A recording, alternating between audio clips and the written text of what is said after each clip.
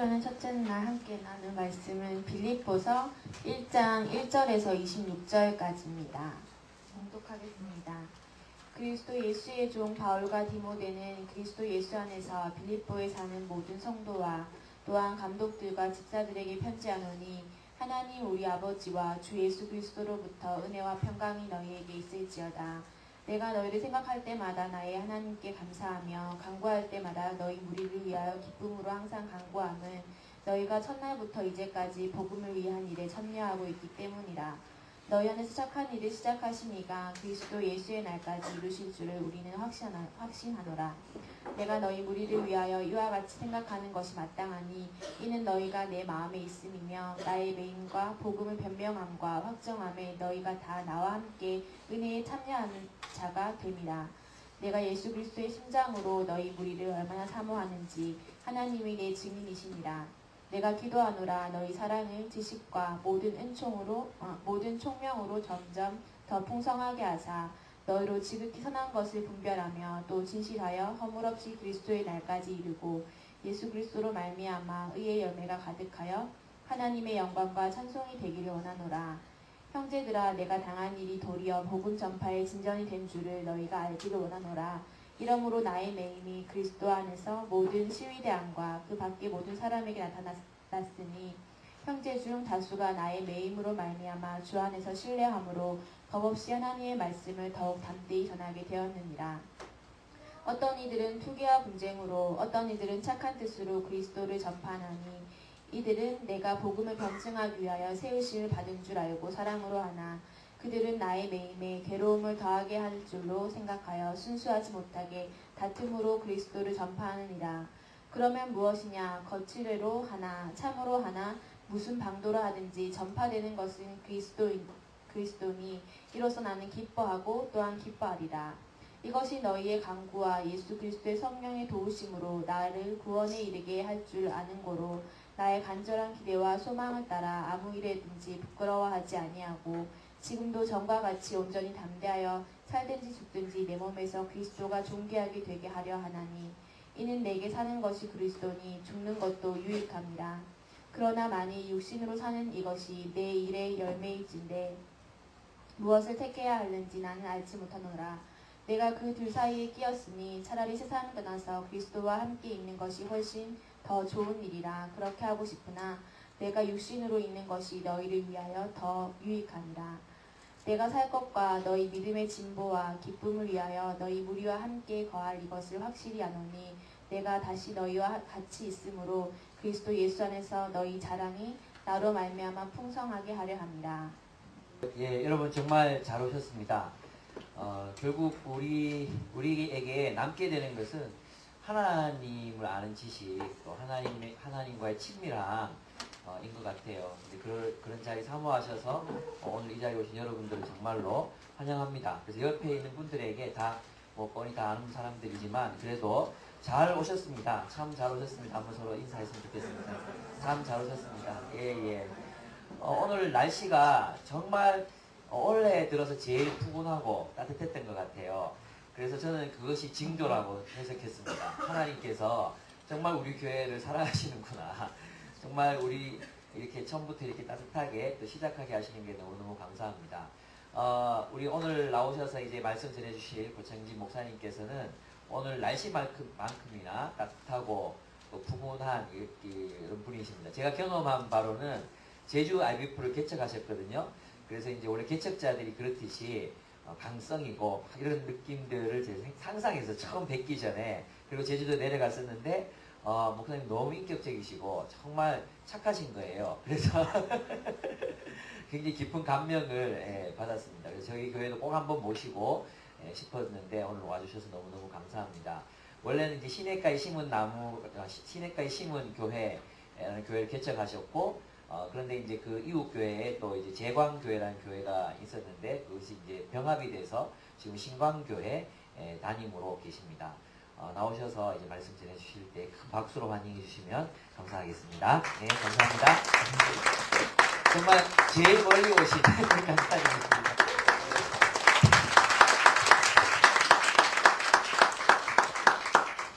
작년에 우리 목사님께서 저희 교회에 오셔서 말씀 사경회를 인도해 주셨어요. 그때 참 재미있었고 또 우리 모든 성도님들이 참 깊은 그런 말씀 사경회를 가졌던 그 기억이 납니다. 그래서 목사님 언제 한번 좀 또 대구에 좀 부르겠습니다 라고 이렇게 말씀하시더라고요. 그래서 제발 안 불렀으면 좋겠는데 참 부담이 되고 좀 가서 좀 할 것도 없고 좀 그런데 진짜 불렀어요. 그래서 좀 갈까 말까 좀 고민하다가 우리는 그래도 이제 그 장로님이 계시거든요. 그래서 장로님 갔다 올까요? 하니까 제주도 말로 갑소 이렇게 얘기하시더라고요. 그래서 순종하는 마음으로 그렇게 왔습니다.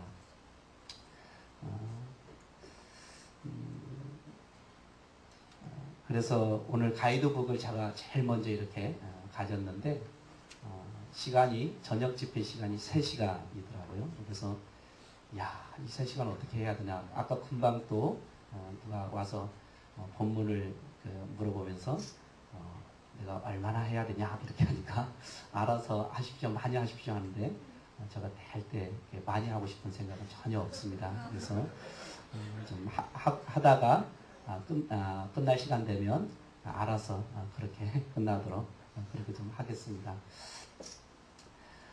저는 우리 목사님께서 말씀했듯이 선교단체를 개척했습니다.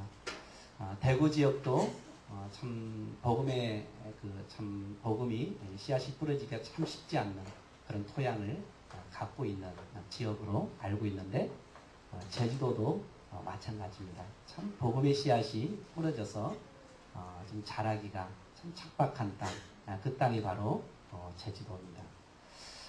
그래서 제주도에서 개척한다는 것이 참 쉽지 않습니다. 대구만큼이나 참 어려운 그런 곳이 제주도입니다. 그래서 선교단체를 개척했었고 또 2008년도에는 시냇가에 심은 교회라는 그 교회를 개척했었습니다. 그뿐만 아니라 또 개척보다 더 어려운 일이 또 교회가 합병되어져서 하나 되어지는 그런 일인데 많은 목회자들이 하지 말라고 그렇게 우리 여러분 잘 아시다시피 우리 박영덕 목사님도 제주도로 오셨을 때 고목사 이 정도 괜찮은데 왜 합병하려고 하느냐 하지 말라라고 이렇게 우리 박영덕 목사님도 합병하는 것을 반대했었습니다. 그렇게 참 어려운 그런 개척과 합병을 이렇게 좀 하면서 좀 하나님 안에서 좀 깊이 좀 깨달았던 것은 뭐냐면 하나님께서 길을 열어주셔야만이 그 모든 것이 할 수 있다라는 생각을 가져봤습니다. 하나님께서 길을 열어주지 않으시면 할 수 없는 사역이 바로 하나님의 사역인 것 같아요. 그래서 참 어려운 개척을 2번씩 하고 또 개척보다 더 어려운 합병을 이렇게 하면서 참 하나님이 길을 열어주셔야만이 진정 하나님의 사역을 할 수 있는 거다라는 생각을 깊이 경험했었습니다. 그뿐만 아니라 사람이 그 마음으로 많은 생각들, 많은 계획들을 할지라도 하나님께서 그 모든 것을 이루어 주셔야만이 가능한 것이 하나님의 사역이구나 라는 생각을 가져봤습니다. 왜냐하면 개척을 하려고 할 때마다 하나님께서 막으시는 그런 일들이 3번씩 반복적으로 일어났던 것을 제가 보면서 하나님이 열어주셔야만이 가장 선한 길로 갈 수 있고 그리고 하나님의 여실 때에 가는 것이 좀 고생을 덜 하고 그렇게 하나님의 사역들을 이루어 갈 수 있다는 생각들을 좀 가져봤습니다.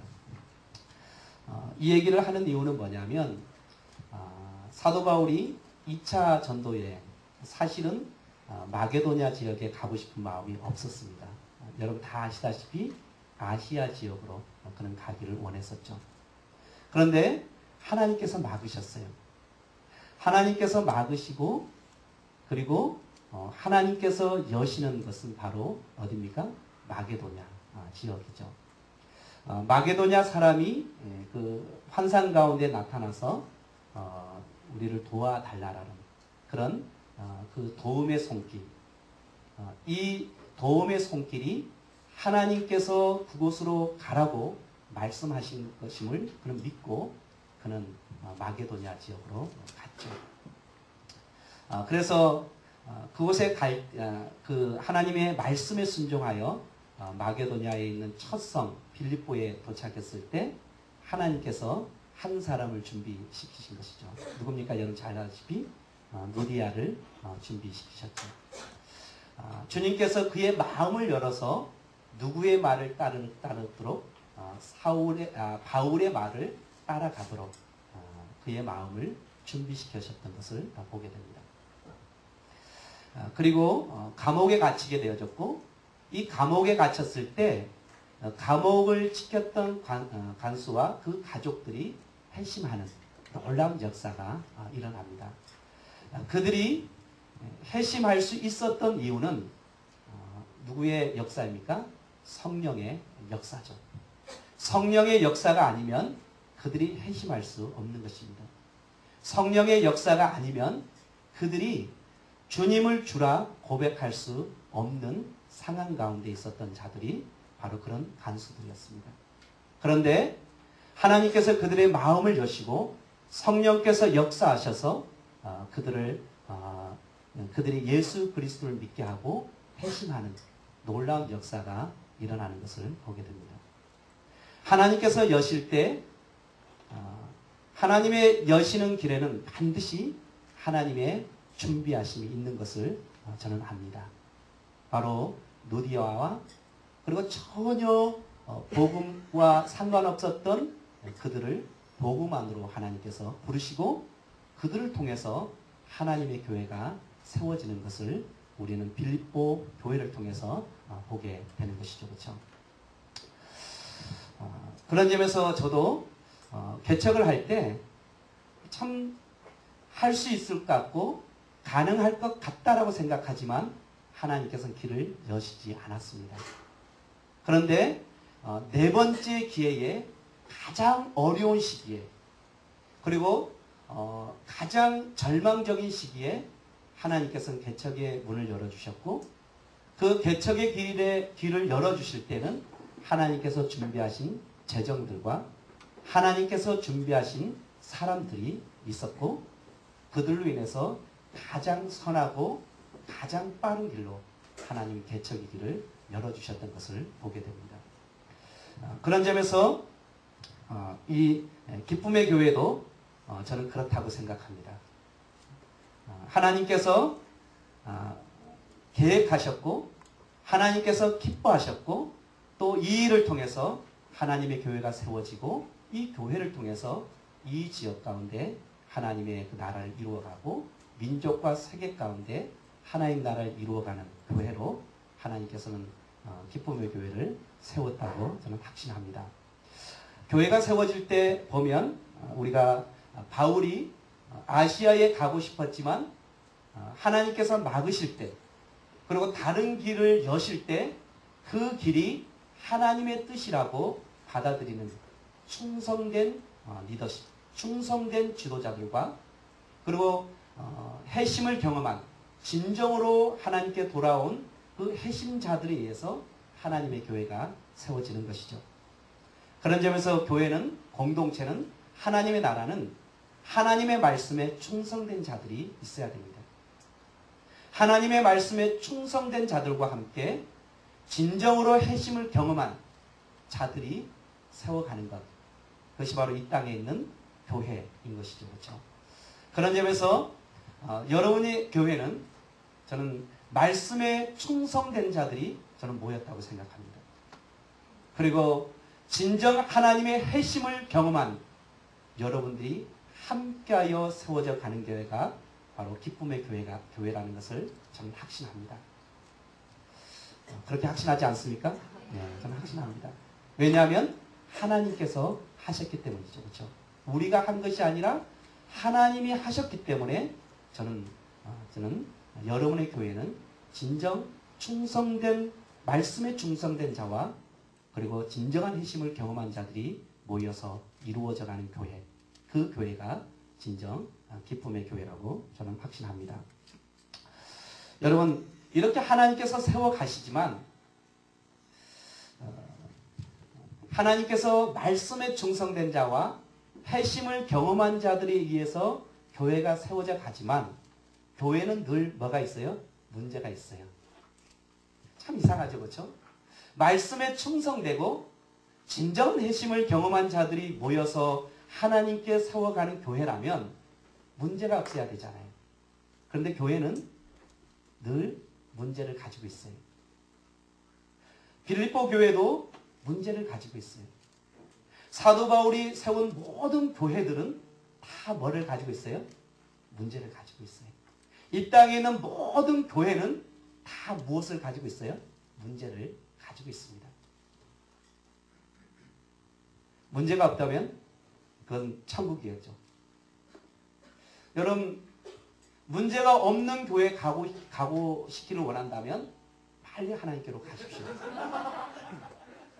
그 길이 그 문제가 없는 교회를 찾는 그리고 섬길 수 있는 그런 교회입니다. 여러분, 그런 이상을 갖지 마세요. 이 땅에 있는 현실적인 교회, 이 땅에 있는 지역적인 교회는 늘 무엇을 갖고 있다는 것을 여러분 기억해야 되냐면 문제를 가지고 있다는 것을 기억해야 됩니다. 그래야 우리는 상처받지 않고 우리는 아파하지 않고 우리는 좌절하거나 절망하지 않습니다. 말씀에 충성되고 진정한 회심을 경험한 그 교회, 그 교회도 여전히 하나님께 세워가는 교회이지만 늘 그 속에는 문제가 있습니다. 여러분, 첫 번째 문제는 지도자로 인한 문제가 발생할 수 있습니다. 지도자로 인한. 여러분, 빌립보서 1장 12절에 보면 감옥에 갇힌 그 바울 때문에 뭐가 발생했냐면 갈등과 수많은 오해들이 그 교회를 무너뜨리려고 하는 그런 모습들이 있었습니다. 지도자로 인해서 우리는 갈등합니다. 또 지도자로 인해서 오해들이 발생할 수도 있습니다. 그리고 성도 안에는 무엇이 있을 수 있어요? 성도들 안에는 늘 분쟁이 있을 수 있습니다. 여러분의 교회는 다 비슷한 세대이기 때문에 어쩌면 그 전통적인 교회가 그 교회가 갖고 있는 문제점들을 어쩌면 가지지 않을 수도 있어요. 여러분, 목회자와 장로의 갈등. 한국 교회의 수많은 갈등들은 장로와 목회자의 갈등인 것이죠, 그렇죠?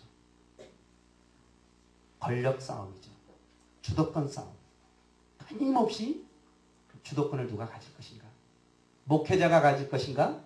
장로들이 가질 것인가? 늘 성도 안에 뭐가 있냐면 분쟁이 있습니다. 그리고 어떤 장로를 따를 것인가? 줄이 있어요. 파워게임. 장로가 되려고 하는데 어떤 장로의 줄에 서야만이 줄 설 수 있을까? 교회도 있어요. 여러분, 임직자를 뽑을 때 분명하게 드러납니다. 세상에만 줄이 있는 것이 아니라 교회에도 줄이 있습니다. 늘 성도 안에는 무엇이 있냐면 분쟁이 있어요. 분파가 있어요. 그뿐만 아니라 여러분, 우리가 어려움 때문에 이 핍박과 박해로 인한 성도들 안에는 무엇이 있냐면 두려움이 있어요. 두려움. 미래에 대한 두려움. 여러분, 우리에게도 두려움이 있어요. 끊임없이 이 믿음 안에 살아갈 수 있을까? 믿음과 세상과 믿음 안에서 이 줄다리기 하지 않고 진정 믿음 안에서 살아갈 수 있을까에 대한 염려와 두려움이 우리에게 있어요. 세상이 어려워지고 이 복음으로 인해서 어려움이 찾아올 때, 그리고 미래가 보이지 않을 때 우리는 미래에 대한 막연한 두려움이 우리를 사로잡습니다. 늘 우리에겐 두려움이 있어요. 그리고 마태복음 6장 25절에 말한 같이 무엇을 먹을까 무엇을 마실까 늘 우리는 뭡니까? 염려에 사로잡힐 수 있어요. 오늘도 이 수련회에 올까 말까 우리의 마음을 이렇게 염려로 이 시간 이거 이 3박 4일을 이거 뺏긴다는 것이 참 쉽지 않은데 참 염려가 있어요. 또 두려움이 있고요. 여러분 또한 수많은 그 세속 문화 속에서 거짓 가르침, 혼란하게 우리의 신앙을 혼란케 하는 것들이 있을 수 있죠. 요즘 얼마나 이단들이 얼마나 공격적인 그런 태도로 달려드는지 몰라요. 또 우리가 세상에 나가서 우리가 살아갈 때 우리를 참 혼란케 하는 그런 수많은 세속적인 그 문화들, 그 이중들이 우리를 끊임없이 공격하죠. 이런 것들이 늘 우리에게만 있는 문제가 아니라 그 당시 빌립보 교회도 동일한 문제를 가지고 있었어요. 여러분 말씀에 충성되고 진정 회심을 경험하고 하나님께서 세워가는 이 교회가 어떻게 이런 문제를 하나님께서 우리에게 주시는가? 좀 문제 없는 교회, 참 그런 교회 없는가? 우리가 좀 그렇게 고민하고 갈등할 수도 있습니다. 여러분의 교회 안에서도 동일하게 여러분 갈등하고 염려하고 두려워하는 마음들이 우리 가운데 있을 것입니다. 그럴 때 우리에게 필요한 것이 뭐냐면 하나님으로부터 오는 무엇이 필요합니까? 은혜와 평강이 필요한 것입니다. 우리의 염려와 우리의 두려움을 이길 수 있는 것, 우리의 수많은 갈등과 분열 가운데 속에서도 교회가 끊임없이 성장해 나가고 교회가 이 땅 가운데 세워져 갈 수 있는 것은 하나님께로부터는 뭡니까? 은혜가 있어야 되죠. 하나님께로부터 오는 은혜가 있어야 됩니다. 하나님의 주시는 평강이 우리를 지배해야 됩니다. 그래야만이 우리가 이길 수 있는 것이죠. 그래야만이 우리가 두려움을 내어줄 수 있고, 그래야만이 염려를 물리칠 수 있고, 그래야만이 복음을 위해서, 교회를 위해서 헌신하는 삶을 살아갈 수 있는 것입니다. 우리가 염려와 두려움에 사로잡혀 있다면 우리는 교회를 위해서, 하나님의 나라를 위해서 헌신하는 삶을 살아갈 수 없습니다. 그렇기 때문에 그 모든 것을 극복할 수 있는 힘, 그것은 바로 우리에게 있는 것이 아니라 하나님께로부터 오는 뭡니까? 은혜가 필요한 것이죠. 저는 우리 목사님도 마찬가지시겠지만 좀 목회를 하면 할수록 좀 하나님을 조금 알아가면 알아갈수록 더 분명하게 제가 다가오는 것은 뭐냐면 하나님의 사역은 은혜로 되어지는 것이구나. 나의 노력과 나의 가진 것과 나의 생각과 나의 그 어떤 것이 아닌 하나님께로부터 오는 은혜. 그 은혜가 하나님의 교회를 세워가는 것이구나. 라는 생각을 갖습니다. 제가 2번의 개척과 1번의 합병을 통해서 참 어려웠어요. 제가 이렇게 합병이 어려울 줄 알았으면 저 안 했습니다. 1년 동안 얼마나 힘들었는지 몰라요. 우리를 개척해준 교회에서 끊임없이 반대하고, 그리고 은퇴하셔서 원로 목사로 추대하시면서 저에게 합병을 맡겼던 목사님이 생각들이 계속적으로 바뀌어가고 그때그때 다르고 얼마나 힘들었는지 몰라요. 그러나 그 모든 어려움 속에서도 그 모든 것을 가게 하시는 것, 그것이 바로 하나님의 은혜인 것이죠. 결국 지나가더라고요. 하나님의 은혜로 지나가더라고요. 하나님의 은혜로 지나가니까 결국 무엇이 찾아오냐면 교회에 진정한 평화가 임하는 것을 보게 됐습니다. 여러분, 여러분의 삶 속에서도 지금의 어려움 때문에 힘들 수 있어요. 그러나 그것은 결국 어떻게 돼요? 지나갑니다. 지나가요. 지나가게 하는 것이 하나님의 뭡니까? 은혜입니다. 그것을 깨달아야 돼요. 내 어려움, 이 어려움을 지나가게 하는 것, 그것이 바로 하나님의 은혜입니다. 그리고 지나간 다음에 우리에게 진정한 하나님의 평화가 우리를 지배하는 그 경험을 가져야 되는 것이죠. 그러면서 그런 많은 문제 가운데 있는 교회 가운데 우리가 현실적으로 사실은 많은 문제를 갖고 있는 교회 가운데 바울이 가장 먼저 우리에게 말하고자 하는 것은 뭐냐면 협력하라라는 것입니다. 협력하라. 여러분 5절과 7절에 보니까 그들이 참여했다는 단어를 쓰고 있죠. 그렇죠? 참여했다. 복음의 일에, 복음을 위해서 그들이 참여했다. 다른 말로 표현하면 무엇입니까? 협력한 것입니다. 참 바울이 빌립보 교회를 생각하면서 감사할 수 있었던 것은 뭐냐면 그 어려운 가운데 속에서도 성도들이 협력했다는 것입니다. 여러분, 교회가 세워지는 것, 교회가 끊임없이 성장할 수 있는 것은 우리가 협력해야 돼요.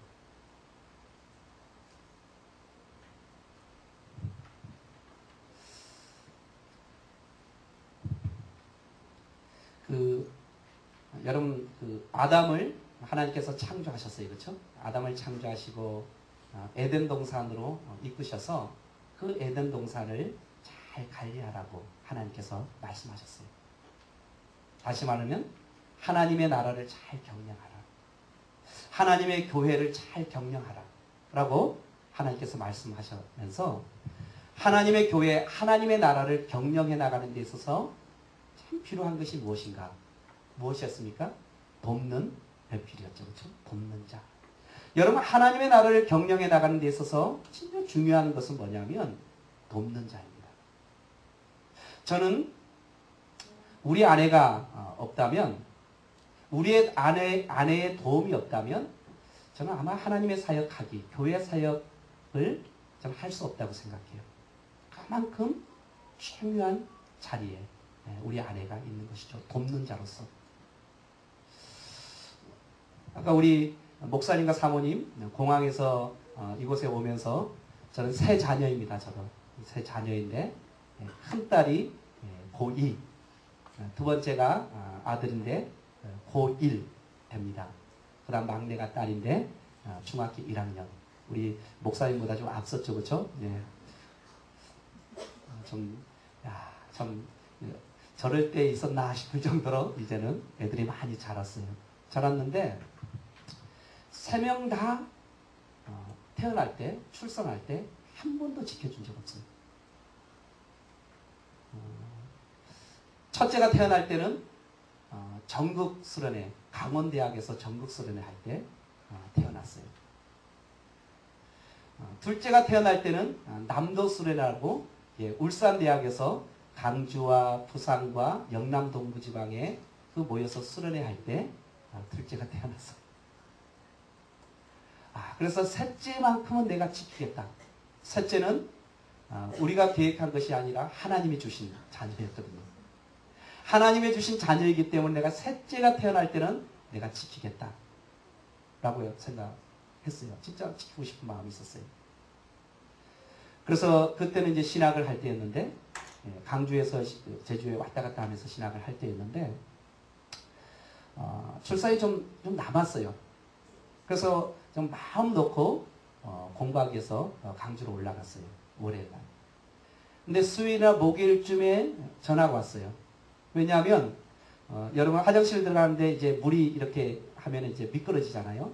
미끄러지면서 양수가 터진 거예요. 양수가 터지니까 긴급하게 뭐예요?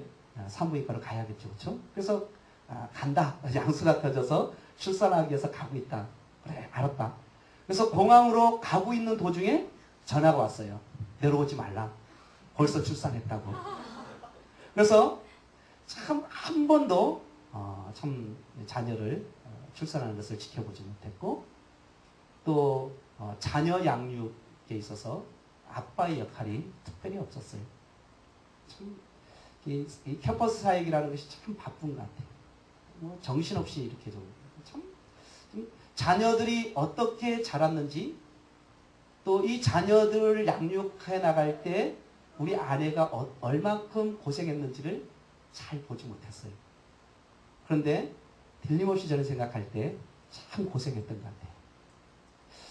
그리고 저는 학사로서 그 제주에 내려가서 선교단체를 개척했기 때문에 우리 아내가 결혼하면서 목사가 될 것은 꿈에도 생각하지 못했어요. 자기가 사모가 될 것은 생각해보지 못했어요. 그래서 늘 그런 말을 했죠. 그렇죠? 간사로 끝냈으면 좋겠다. 이게 준비가 안 된 거예요. 그러니까 두려움이 찾아오는 거예요. 근데 그 아내가 그것을 내려놓기까지 참 많이 기다렸어요. 내려놓으면 한 발자국 하고. 여러분, 제가 학사로 이렇게 내려갔기 때문에 밤에는 학원에서 강의하고 낮에는 캠퍼스에 가서 사역을 했어요. 자비랑 사역을 6, 7년 정도 했어요. 자비랑 선교사였어요. 자비랑 간사였어요. 6, 7년 정도 전혀 도움을 받지 않고 낮에는 캠퍼스 가서 학생들을 돌보고 밤에는 우리가 살아가기 위해서 재정을 또 공급받아야겠죠. 그렇죠? 그래서 3년 정도 개척하고 3년 정도 지나니까 막 성장하는 거예요. 이 성장하니까 이 밤에 하는 이 그 학원 강의도 내려놔야 될 것 같더라고요. 이 내려놓으면 이 경제권이 없잖아요. 그래서 우리 아내가 되게 힘들었어요. 특히 이제 남자보다 여러분 아내가 이 경제가 내려놓는다는 것이 쉽지 않아요. 지금도 그 훈련 끊임없이 하고 있어요. 그래서 첫 번째 내려놓는 것은 바로 재정권을 내려놓는 것이었어요. 두 번째 내려놓은 것은 이제 사모의 길을 가야겠다라는 그 생각을 내려놓게 된 거예요. 그렇기 때문에 만약에 그런 내려놓음이 없었다면 그런 그 돕는 자로서의 아내의 역할이 없었다면 저는 아마 목회자의 길을 갈 수 없었을 것 같아요. 그런 점에서 여러분 동력하는 것 하나님께서 우리에게 가장 먼저 허락하신 것이 뭐냐면 하나님 나라를 경영해 나갈 때 가장 먼저 허락하신 것이 뭐냐면 돕는 자입니다. 그만큼 필요해요. 여러분 하나님의 교회를 세우고 가장 먼저 목회자에게 필요한 것이 무엇입니까? 돕는 자입니다. 저는 그렇다고 생각해요. 하나님께서 교회를 주시고 허락하시고 교회를 경영해 나갈 때 하나님께서 가장 먼저 이 목회자에게 필요한 것이 무엇인지 아십니다. 그것이 바로 무엇입니까? 동력자를 허락하는 거예요. 사도 바울이 사역할 때 가장 필요한 것이 무엇입니까? 사도 바울을 돕는 동력자들입니다. 사도 바울에게 수많은 동력자들이 없었다면 그는 성도의 이 일을 이루어갈 수 없었을 것입니다. 1차, 2차, 3차 노마에 이르기까지 그가 성교의 현장마다 끊임없이 그를 도왔던 믿음의 사람들, 진정 동력자들이 있었기 때문에 그는 하나님의 사역을 감당할 수 있었던 것이죠. 여러분 모세에게는 아론과 훌이 있었고 여호수아와 갈렙이 있었던 같이 다윗은 여러분 시편 133편 1절에 보면 다윗은 이렇게 고백하잖아요. 형제가 연합하는 것은 참으로 선하고 아름다운 일이다. 여러분 이 삭막하고 이 강야와 같은 이 세대에 우리가 하나님의 사람으로 살아갈 수 있는 것은 옆에 있는 믿음의 동력자가 있기 때문입니다. 그런 점에서 여러분에게 있는 서로는 소중한 것입니다. 여러분, 먼저 여러분들이 목회자의 협력자가 되어지기를 소망합니다. 바울이 진정 빌립보 교회를 위해서 감사할 수 있었던 것은 바로 협력했던 것 때문에 바울을 도왔고 그리고 성도들이 함께 도와서 지도자를 도와서 빌립보 교회를 세워갔던 그 일, 그 협력의 일을 하나님께 감사하고 있는 것입니다. 여러분, 리더를 도와줘야 돼요. 그렇죠? 리더가 잘 세워질 수 있도록 여러분 도와줘야 돼요. 그리고 리더들은 멤버들을 섬겨야 돼요. 이 어려운 세대 가운데 하나님의 백성으로 살아가기가 참 어려운 세대 가운데 그 멤버들이 하나님의 자녀로 서나갈 수 있도록, 그래서 그들이 자라서 리더로 성장해 나갈 수 있도록 끊임없이 협력하고 섬기고 돕는 자의 역할을 해야 됩니다. 그래야만이 교회가 건강하게 세워져 갈 수 있는 것이죠. 그렇죠? 그러면서 바울은 이 빌립보 교회를 향한 그런 확신이 있었어요. 어떤 확신이 있었냐면 하나님께서 빌립보 교회와 빌립보 교회 성도들을 버리지 않으실 것이다. 여러분 6절 한번 보십시오. 그렇죠? 너희 안에 착한 일을 시작하신 이가 그리스도 예수의 날까지 이루실 줄을 우리는 확신합니다. 바울이 가졌던 확신은 무엇입니까? 빌립보 교회 성도들을 하나님께서 버리지 않으실 것이다. 하나님께서는 반드시 예수님이 이 땅에 오실 때까지 빌립보 교회를 세워가실 것이며 빌립보 교회의 성도들의 구원을 이루어 가실 것이라는 확신을 말하고 있습니다. 여러분, 여러분의 교회를 향한 확신이 있어야 됩니다. 기쁨의 교회에 대한 확신이 있어야 돼요. 이 교회를 하나님께서 세우시고 하나님께서는 이 교회를 버리지 않으실 것이라는, 예수 그리스도의 날까지 하나님의 교회를 세워갈 것이라는, 우리의 구원을 이루어 가실 것이라는 그런 구원에 대한 확신이 우리 가운데 있어야 됩니다. 이것은 바로 우리에게 있는 것이 아니라 하나님께 있는 것이죠. 하나님의 일입니다. 너희 안에 착한 일을 시작하신 이가 하나님께서 이 일을 이루실 것입니다. 여러분 에스겔서 20장에 보면 하나님께서 이스라엘 민족을 향해서 참 가슴 아파하는 내용이 담겨져 있어요. 이스라엘 민족을 향해서 뭐라고 얘기하냐면 반역하고 하나님의 말씀을 듣지 않고 우상을 버리지 않는다. 열받는다. 열받아서 진짜 돌겠다.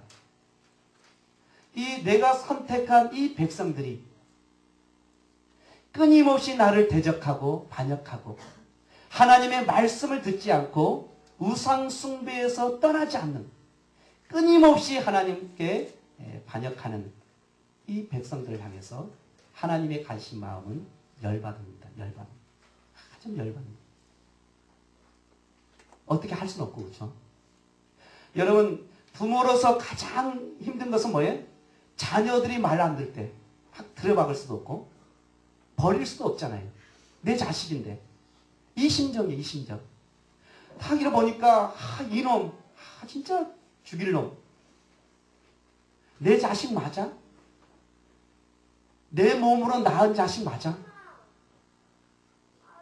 그렇게 하면서 또 버릴 수 없는 그 부모의 심정같이 하나님의 심정이 바로 에스겔서 20장의 심정이에요. 그러면서 하나님께서 뭡니까? 그래도 내가 택한 이 민족, 나의 이름을 위해서라도 이 백성을 버리지 않겠다. 그것이 바로 하나님의 마음인 것입니다. 하나님께서는 선택한 하나님의 자녀들의 구원을 이루어 가실 것입니다. 여러분의 삶이 어떠하든지 여러분들이 하나님의 자녀로 거듭났다면 하나님의 자녀로 거듭난 여러분의 인생을 끝까지 하나님은 버리지 않으시고 붙드시고 세워 가실 것입니다. 이런 확신이 여러분들 가운데 있어야 돼요. 그런 마음이 있을 때 우리는 하나님의 자녀로서의 삶이 드러나게 되는 것이죠. 그렇죠? 하나님이 나를 버리지 않으실 거야. 하나님이 나의 구원을 이루어 주실 거야. 나의 삶이 어떠하든지 간에. 지금 나의 삶의 모습이 진정 하나님의 보시기에 기뻐하지 않는 모습이지만, 그런 삶이지만 하나님께서는 반드시 나의 삶을 고치시고 하나님께서 나를 구원해 주실 것이라는 그 믿음이 있을 때 그 믿음이 우리의 삶을 통해서 증거되어지는 것이죠. 그렇죠? 어떻게 증거되어집니까? 바로 그 믿음으로 증거되어지는 것이죠. 믿음. 그 7절에 보면 내가 너희 무리를 위하여 이와 같이 생각하는 것이 마땅하니. 그 믿음. 그뿐만 아니라 끝까지 견딜 수 있게 하죠. 하나님은 나를 버리지 않으실 것이라는 그 믿음이 있을 때 우리는 끝까지 누구를 붙들 수 있습니까? 하나님을 붙잡고 살아갈 수 있어요. 그리고 복음에 참여하는 삶을 살아갈 수 있습니다. 어떻든 고난 가운데 있는 바울의 진정한 기쁨은 뭐냐면 여러분 협력하는 것입니다. 고난 가운데 12절에 고난 가운데 있는 바울.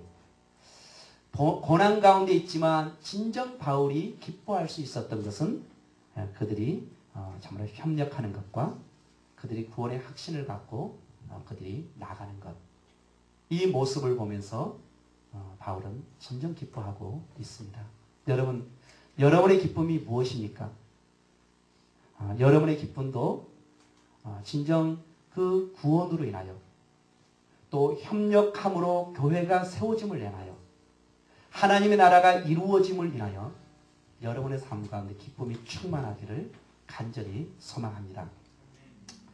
여러분 이제 그런 교회는 자라가야 돼요. 그렇죠?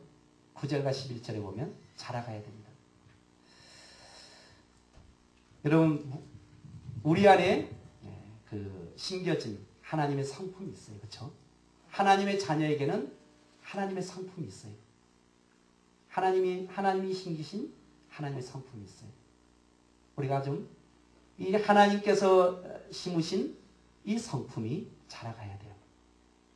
여러분 성령의 9가지 열매, 이 성품, 이 열매가 우리 가운데 끊임없이 자라가야 됩니다. 그 중에서도 바울이 진정 자라가야 될 그 신의 성품이 무엇입니까? 사랑입니다. 사랑. 교회는 사랑 가운데 세워져 가야 됩니다. 9절 보십시오. 그렇죠? 여러분. 내가 기도하노라 너희의 사랑을. 우리가 하나님의 자녀라면 하나님의 성품의 씨앗이 우리에게 뿌려졌어요. 그렇다면 이 하나님의 성품이 끊임없이 자라가야 됩니다. 그 중에서도 사랑이 자라가기를 원하고 있는 것이죠.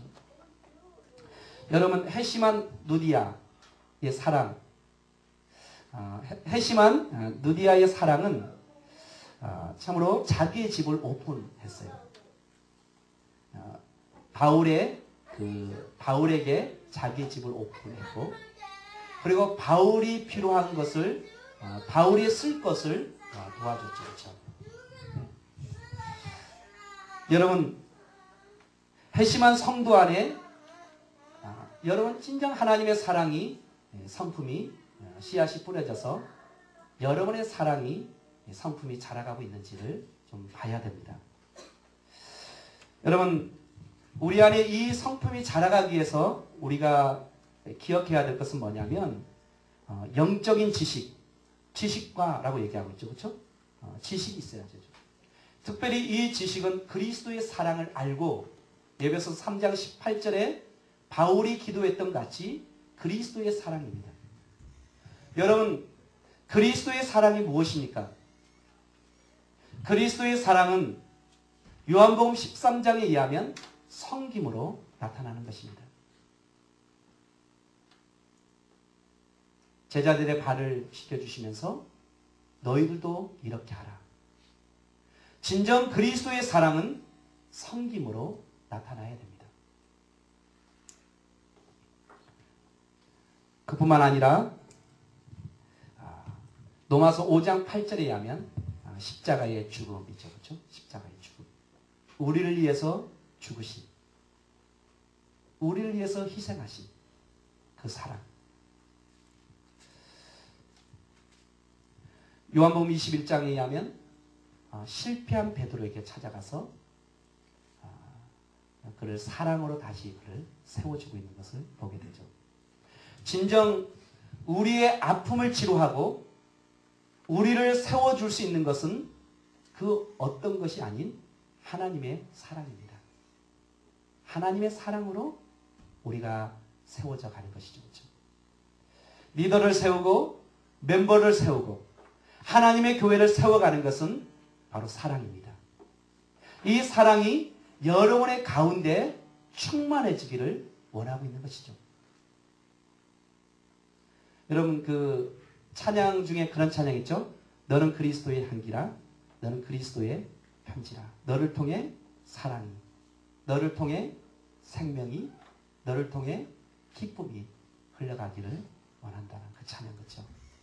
여러분 우리가 사랑으로 충만해질 때 이 충만한 삶이 흘러가는 것이죠.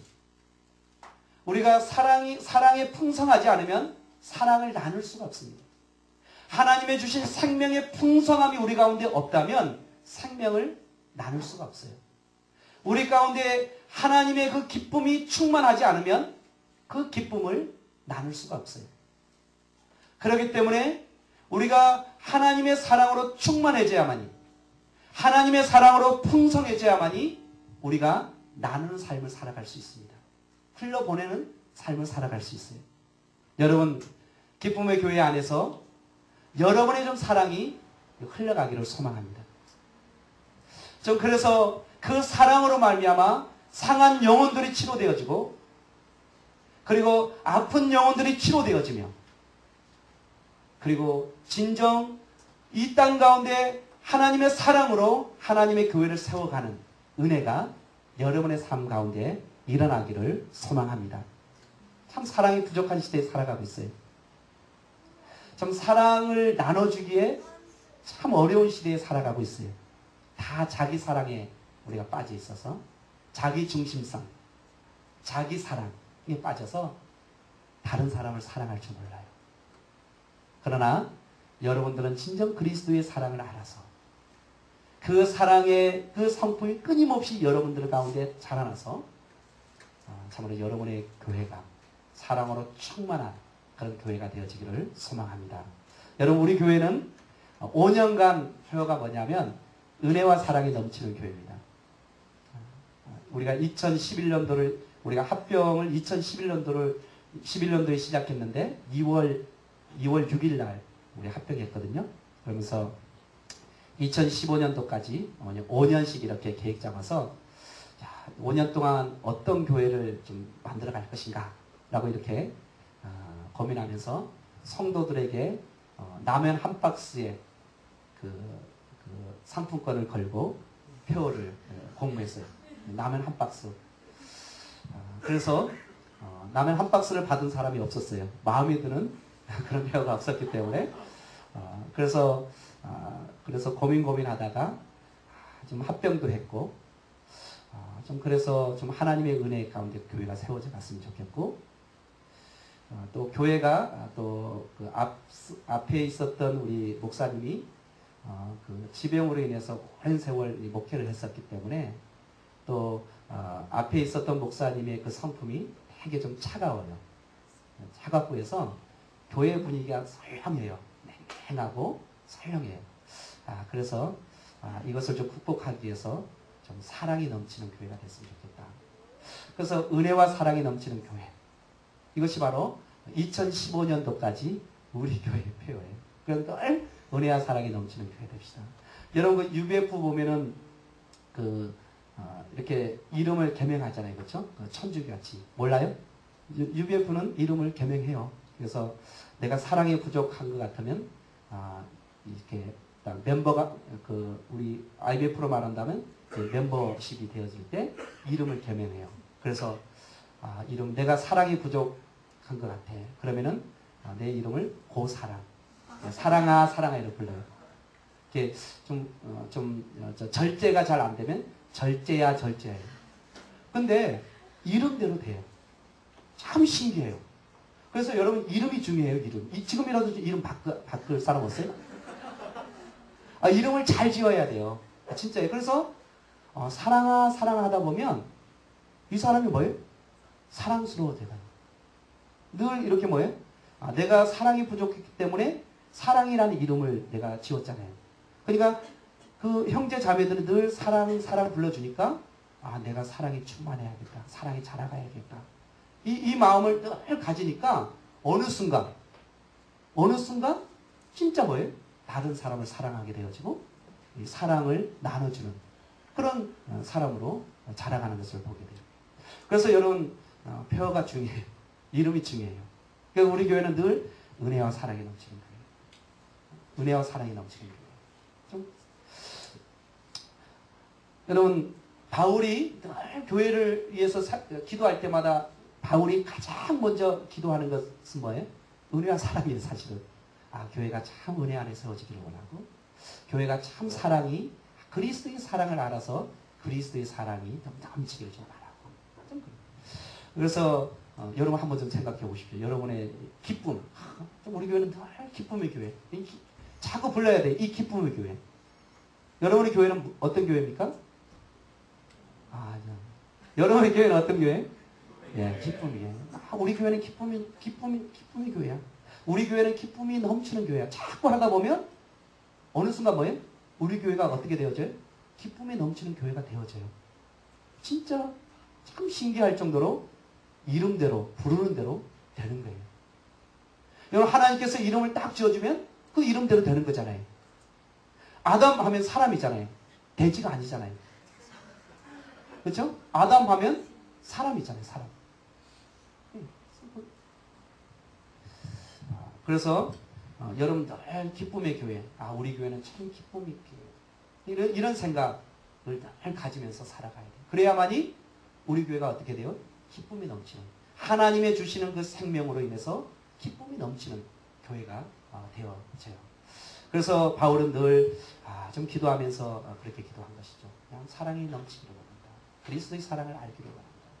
참 이런 세대 가운데 참 사랑으로 하나님의 교회가 세워졌으면 좋겠다. 라는 기도를 했던 것이죠. 그러면서 또 하나는 교회는 뭐가 있어야 돼요? 열매가 있어야 돼요. 열매. 11절에 보면 의의 열매라고 있죠. 그렇죠? 교회는 참 사랑 안에서 자라갈 뿐만 아니라 결국 뭐가 있어야 돼요? 열매가 있어야 돼요. 여러분 우리도 하나님의 사랑 안에서 끊임없이 우리의 성품이 자라가야 돼요. 그리고 우리 안에 뭐가 있어야 돼요? 열매가 있어야 돼요. 열매. 어떤 열매입니까? 의의 열매. 바로 거룩한 열매죠. 거룩한 열매. 여러분 이 거룩이라는 것이 무엇입니까? 여러분 이 거룩이라는 것은 뭐냐면 여러분 일단 2장 15절 한번 보십시오. 2장 15절 보면 이는 너희가 흠이 없고 순전하여 어그러지고 거스는 세대 가운데 참 이런 세대 가운데 너희들이 흠없는 자녀로 바로 거룩한 자녀죠. 그렇죠? 흠없는 자녀로 세상에서 그들 가운데 뭐로 드러나야 된다? 빛들로 드러나야 된다. 거룩한 삶으로 드러나야 된다는 것이죠. 이것이 바로 열매죠. 여러분 레위기서 19장 2절에 보면 내가 거룩하니 너희도 어떻게 하라? 거룩하라 이렇게 말해요. 하나님이 거룩하니 너희도 거룩하라 라고 말하면서 하나님에 대한 것보다 이웃에 대한 이야기가 더 많은 문장을 차지해요. 여러분 하나님이 거룩하니 너희도 거룩하라고 말하면서 하나님에 대해서 보다는 이웃을 향한 내용이 더 많다고요. 그 중에 뭐예요? 우리가 수확할 때 모퉁이에 있는 뭡니까? 곡식은 거두지 말아라. 그리고 이삭을 죽지 말아라. 다 무엇을 향한 것입니까? 가난한 자들 향한, 연약한 자들 향한 그런 돌봄을 얘기하고 있는 거예요. 이것이 바로 거룩한 삶이에요. 이것이 바로 우리의 열매입니다. 우리가 야고보서 1장 27절도 진정한 경건, 진정한 거룩한 삶이란 뭐예요? 고아와 가부를 환난 가운데 돌보는 삶. 이것이 진정한 경건이라고 말하고 있는 것이죠. 여러분, 우리가 사랑 안에서 자라가야 돼요. 사랑의 성품이 우리 가운데 자라가야 돼요. 그리고 이 자라감이 바로 열매로 드러나야 되는데, 이 열매는 거룩한 삶인데, 이 거룩한 삶은 이웃을 섬기고 우리의 삶을 나누며 이웃을 돌보는 모습으로 드러나야 거룩한 것입니다. 한국교회가 이 자본주의와 그리고 강한 복음, 성공이라고 말하는 그 논리 가운데 소외되어지고 가난한 자들을 돌보지 않는 그런 모습으로 교회가 비춰지고 있다는 것이죠. 진정한 교회는 거룩을 담아내야 됩니다. 진정한 교회는 경건한 삶이 있어야 됩니다. 이 경건한 삶과 거룩한 삶의 열매는 가난한 자들을 돌보는 것입니다. 이웃을 섬기는 것입니다. 이것이 바로 우리의 열매입니다. 교회의 열매는 진정 환난당한 자들, 고아와 가부들, 연약한 자들, 소외된 자들을 섬기고 돌보고 우리의 삶을 나누는 것, 이것이 바로 하나님의 원하시는 거룩의 열매고 거룩의 삶인 것입니다. 여러분, 저는 여러분의 교회가 이 일을 잘하고 있다고 저는 생각해요. 왜냐하면 작년에 우리 목사님 오셔서 자랑했거든요. 참 그런 사람 잘 돌보는 교회. 가정에서 그들 초청해서 가정에서 그들 잘 돌보는 교회. 여러분, 진정 여러분의 교회가 이 세상 가운데 하나님의 거룩의 열매를 드러내는, 그래서 진정 이웃을 돌보는, 이웃을 섬기는 그런 의의 열매가 가득한 교회가 되어지기를 소망합니다. 우리가 그러지 않아요, 그렇죠? 우리가 공부하는 이유가 무엇이고, 우리가 직장에서 최선을 다해서 직장을 섬기는 이유가 무엇입니까? 그들을 섬기기 위한 것이죠. 이것이 바로 거룩한 삶인 것이죠. 이것이 바로 경건한 삶인 것이죠. 우리가 어디 사막에 들어가서, 우리가 사람이 없는 곳에 들어가서 속세를 떠나서 사는 것이 거룩한 삶이 아니라 세상 가운데 들어가서 하나님의 빛을 드러내는 삶. 그것은 바로 우리의 삶을 통해서 하나님의 거룩성이 드러나고 우리의 삶을 통해서 진정 하나님의 영광을 드러내는 삶을 살아가는 것. 이것이 진정한 거룩의 삶이고 이것이 진정한 경건의 삶의 모습이다라고 바울은 말하고 있죠. 이렇게 풍성함, 이렇게 그 거룩한 삶을 통해서 궁극적으로 하나님의 영광과 찬송을 받으시도록 하는 것이죠. 11절 끝에, 그렇죠? 우리가 왜 자라가야 됩니까? 왜 우리가 하나님의 사랑으로 풍성해져야 됩니까? 하나님의 사랑을 왜 흘려보내야 됩니까? 왜 이 땅 가운데 거룩한 삶을 살아가야 됩니까? 참 나도 살아가기 어려운데 나보다 더 어려운 자를 돌보고 섬기는 일을 왜 해야 됩니까? 이런 풍성함과 이런 거룩한 삶을 통해서 궁극적으로 하나님의 영광과 찬송을 받으시도록 하기 위한 것이죠. 이것이 바로 교회가 존재하는 이유고 이 땅에 살아가는 성도의 참된 모습인 것이죠. 성도의 삶의 목적, 교회가 존재하는 이유는 바로 하나님의 영광과 찬송을 받으시도록 하는 것이죠. 무엇을 통해서요? 우리의 풍성함과 우리의 거룩한 삶을 통해서요. 여러분, 우리가 끊임없이 자라가야 됩니다. 그리스도를 닮아가는 삶, 신의 성품을 닮아가는 삶, 하나님의 사랑으로 충만해지는 삶, 우리의 삶을 통해서 이웃을 섬기는 거룩한 삶, 그 삶을 살아가야 돼요. 누구를 위해서요? 우리의 영적인 아버지이신 하나님을 위해서요. 그렇게 살아가야 됩니다. 그렇게 살아가야만이 하나님의 영광을 받으시는 것이죠. 그렇죠? 그것이 우리가 이 땅 가운데 살아가는 이유고 이 땅에 교회가 존재하는 이유입니다.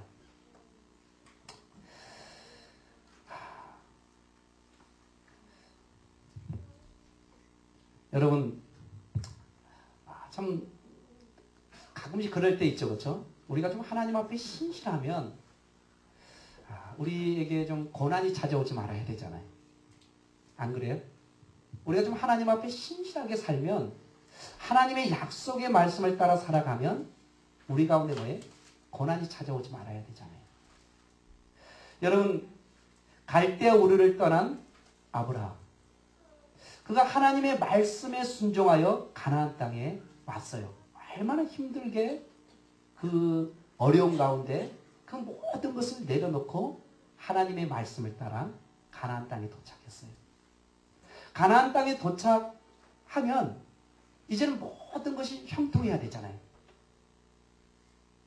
근데 곧바로 찾아오는 것이 무엇입니까? 기근이 찾아왔잖아요. 고난이 찾아왔잖아요. 그렇죠? 참 여러분의 아브라함이라면 어떻게 생각할까요? 참 하나님의 말씀을 붙잡고 모든 것을 내려놓고 그 어려운 길을 헤매서 가나안 땅에 도착했다면 이제는 그 속에서 뭐예요? 해피엔딩으로 끝나야 되잖아요. 곧바로 찾아오는 것이 뭡니까? 기근이 찾아와요. 여러분, 신실한 그 당시에 의인이라고 했던 욥, 그에게도 인간이 감당하기 어려운 극심한 뭐예요? 고난이 그에게 찾아왔어요. 신실하고 의인인 욥에게도 참 고난이 찾아올 때는 참 힘들죠. 그런데 바울은 그 고난을 뭐라고 얘기합니까? 자기가 스스로 선택했다고 얘기해요. 바울은. 그렇죠? 바울은 지금 12절 이후에 이 고난, 바울에게 찾아온 이 고난은 바울이 스스로 선택한 거예요. 무엇을 위해서요? 복음을 위하여. 여러분 그렇게 할 수 있겠어요? 여러분 복음 때문에 스스로 고난을 선택할 수 있겠습니까? 바울은 복음을 위해서 고난을 선택했어. 스스로.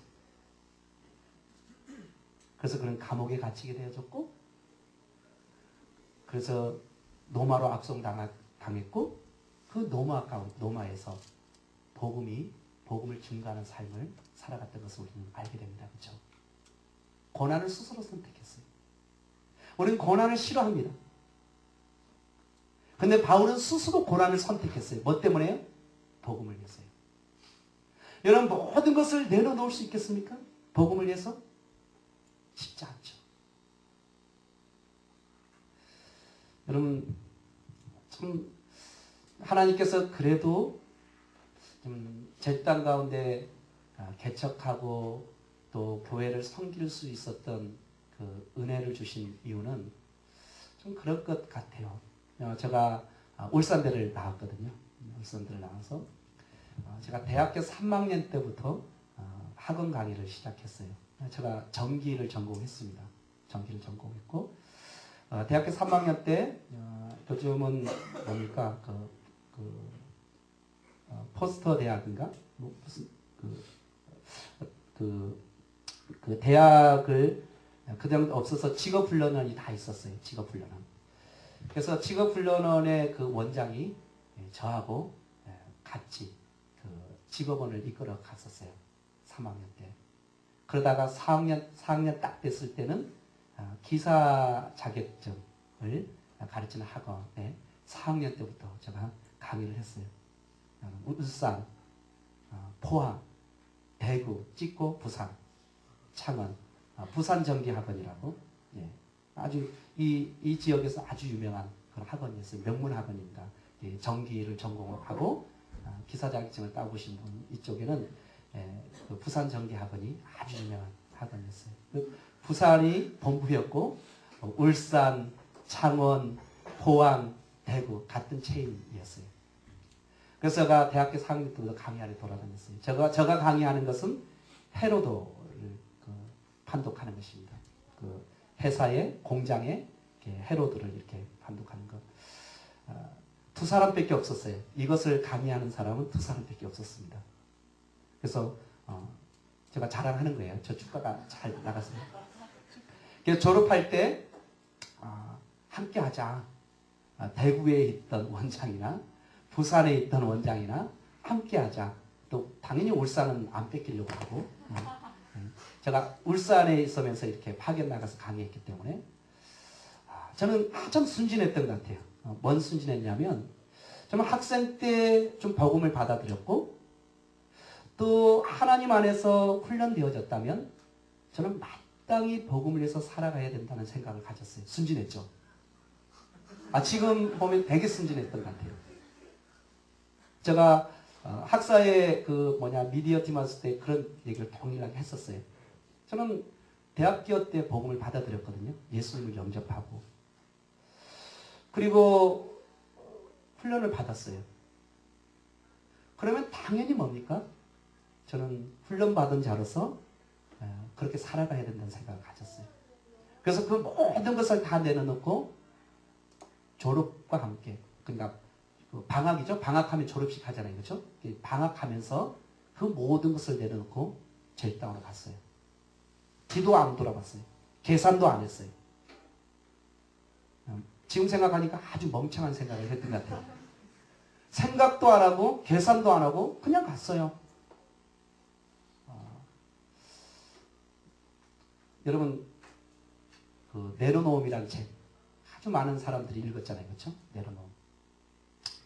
그럼 참 내려놓는다는 것이 사실은 어쩌면 불편한 삶을 살겠다라는 그런 결단이에요. 그것이 바로 고난인 것입니다. 저는 여러분 복음을 위해서 스스로가 불편한 삶을 살겠다라고 여러분 결단해야 돼요.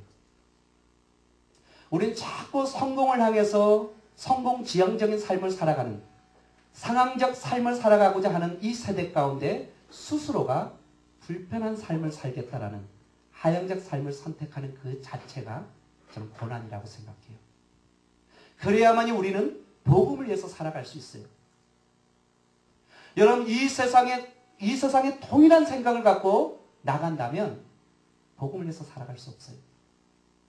이 세상과 역행하는 내 스스로 불편한 삶을 살겠다라고 결단할 때만이 우리는 이 세대 가운데 교회와 하나님 나라와 복음을 위해서 살아갈 수 있는 것입니다.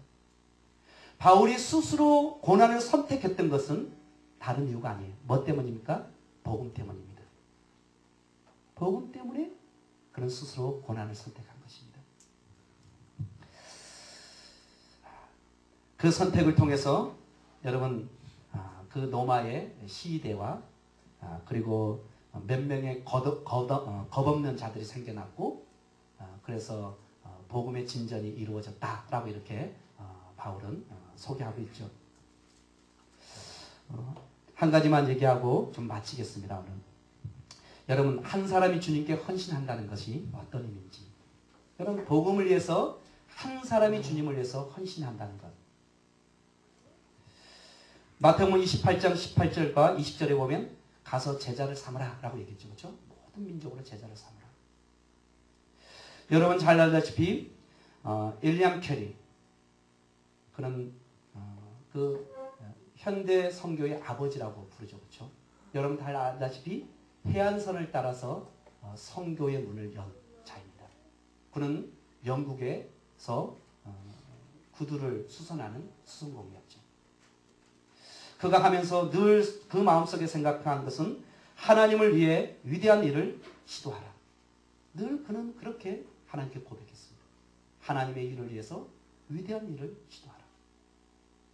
그가 진정 하나님의 위대한 일을 위해서 헌신할 때 바로 해안선 선교회가 설립되어지고 해안선을 따라서 참으로 선교가 시작되어지는 중요한 그런 출발을 했던 분이 윌리엄 캐리죠. 여러분 중국 내지 선교의 설립자인 누굽니까? 허슨 테일러. 그는 내가 더 이상 나의 것이 아니라는 깊은 의식에 빠졌다라고 고백합니다. 이제 나는 내가 아니다. 내 안에 사는 것은 누구라는 것입니까? 예수 그리스도라는 것. 내가 나의 삶을 살아가는 것이 아니라 이제 내 안에 누가 계신 것입니까? 그리스도. 나의 것이 아니라는 것. 그런 깊은 의식에 빠졌고 그는 그 의식이 바로 내지 선교를 이루었던 그 중국 내지 선교회를 설립했던 선교사가 바로 허드슨 테일러죠. 그렇죠? 여러분 맥가브라 성경 번역 선교회 설립자죠. 그렇죠? 여러분 마태복음 18장 12절에 99마리를 산에 두고 가서 길 잃어버린 한 마리의 양을 찾는 예수님의 마음을 갖고 그는 나는 잃어버린 한 마리의 양을 찾아 갔다라고 말하고 있습니다. 나는 잃어버린 한 마리의 양을 찾아 갔는데 나의 뒤를 따르는 자들이 몇 명이나 생겨났다? 4,000명이나 나의 길을 따르는 자들이 생겨났다라고 그는 고백하고 있는 것을 보게 됩니다. 여러분 바울이 스스로 고난을 선택하고 하나님의 나라를 위해서 헌신할 때 하나님 안에 놀라운 역사, 놀라운 일이 일어났던 것을 보게 됩니다. 여러분, 여러분의 한 사람 한 사람이 주님께 헌신할 때 내가 불편한 삶을 감수하겠다. 내가 스스로 복음과 함께 고난받겠다라는 삶을 선택할 때 그 선택은 하나님 안에서 놀라운 결과를 가져오는 것입니다. 사단을 정복하는 것이며 하나님의 교회를 세우는 것이며 하나님의 교회, 하나님의 나라를 이루어가는 그런 결단이 되어지는 것이죠. 여러분, 여러분의 삶 가운데 여러분의 삶의 문제로 씨름할 수 있습니다. 그렇지만 그것보다 더 큰 하나님의 목적을 붙잡고 여러분의 삶을 주님께 드리는 헌신이 있기를 소망합니다. 그래야만이 진정 이 땅 가운데 이 세대 가운데 하나님의 나라를 이루어가는 삶을 살아갈 수 있습니다. 김병영 목사님 저희 교회 오셔서 요 앞주에 말씀 사경회를 했어요. 한국교회를 바라보면서 그분의 생각이겠죠. 한국교회를 바라보면서 참 이 세대가 다시 한국교회를 새롭게 할 수가 없겠구나 라는 생각을 가졌답니다. 물론 하나님께서 하시겠지만 그러면서 다음 세대에 대한 꿈을 가지면서 다음 세대들이 일어날 것들을 소망하면서 내가 살아남아야겠다라는 결단을 했답니다. 여러분, 여러분의 세대에 진정 하나님의 나라가 이 땅 가운데 이루어지고 하나님의 교회가 세워가는 일에 여러분의 세대에 여러분의 헌신을 통해서 이루어지기를 소망합니다.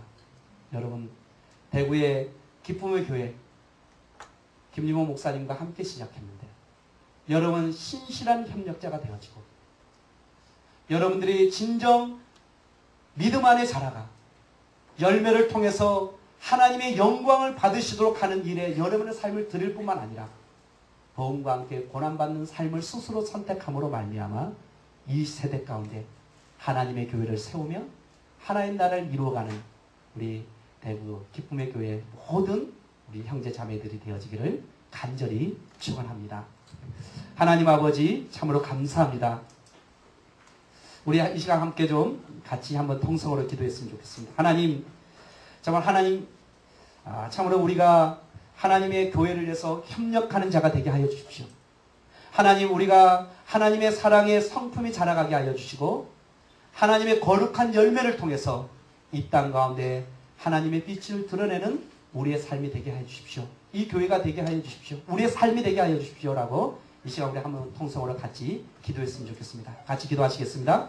하나님 아버지, 참으로 우리를 죄악 가운데 구원하여 주시고 하나님 우리를 교회로 부르시고 하나님 아버지 우리가 이 복음을 위해서 교회를서 협력할 수 있도록 은혜를 베풀어 주셔서 감사합니다. 하나님 아버지 우리가 돕는 자가 되게 하여 주시옵소서. 복음을 위해서 교회를 위해서 우리가 돕는 자의 삶을 살아가게 하여 주시고 복음을 위해서 헌신하는 삶을 살아갈 수 있도록 하나님 우리를 인도하여 주시옵소서.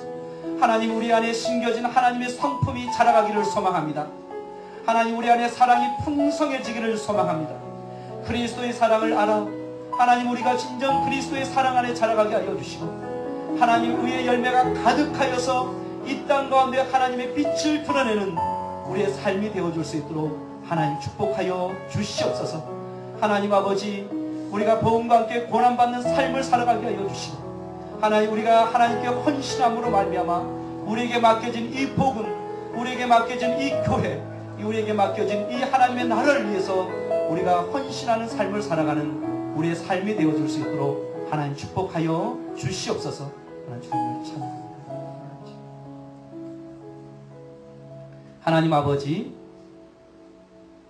참 우리 가운데 이미 시작된 하나님의 이 복음이 우리 가운데 끊임없이 자라가게 하여 주시고, 하나님 열매를 통해서 하나님의 빛을 드러내는 우리의 삶이 되어줄 수 있도록 하나님 역사하여 주시옵소서. 하나님 우리에게 맡겨진 이 복음을 위해서, 교회를 위해서, 하나님의 나라를 위해서, 하나님 우리가 스스로 불편한 삶을 살겠다라고 결단하게 하여 주시고, 스스로 고난을 선택할 수 있는 용기를 주셔서 하나님 나라를 이루어가는 우리 모든 기쁨의 교회 형제 자매들이 되어줄 수 있도록 하나님 역사하여 주시옵소서. 하나님 그래서 더 큰 하나님의 목적을 위해서 하나님께 드리는 우리의 삶이, 우리의 헌신이 우리 가운데 있어지기를 간절히 원하오며 거룩하신 예수님의 이름으로 기도드려옵나이다. 아멘.